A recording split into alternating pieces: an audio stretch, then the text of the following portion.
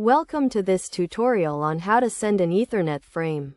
Ethernet is a popular technology used for local area networks, providing a reliable and efficient way to transfer data between devices. In this guide, we will walk you through the process of sending an Ethernet frame step by step.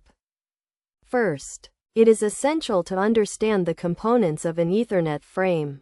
An Ethernet frame consists of a header, payload, and trailer. The header contains the source and destination MAC addresses, as well as other control information.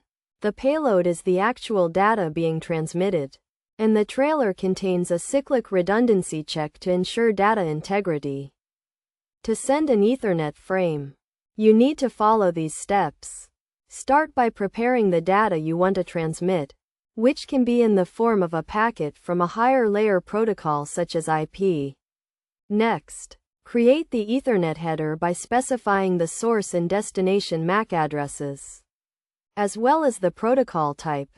After creating the header, append the payload to the header, making sure it is in the correct format.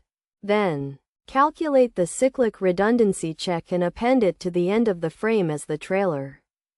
Once the frame is constructed, it is transmitted over the Ethernet network to the destination device. The destination device receives the frame, checks the cyclic redundancy check to ensure data integrity, and then extracts the payload from the frame. In practical scenarios, Ethernet frames are used to transfer data between devices on a local area network. For example, when you send an email, your computer sends an Ethernet frame to the network router, which then forwards the frame to its destination. To ensure reliable data transfer, it is crucial to follow best practices when sending Ethernet frames. This includes using the correct MAC addresses, verifying data integrity using cyclic redundancy checks, and handling errors and collisions that may occur during transmission.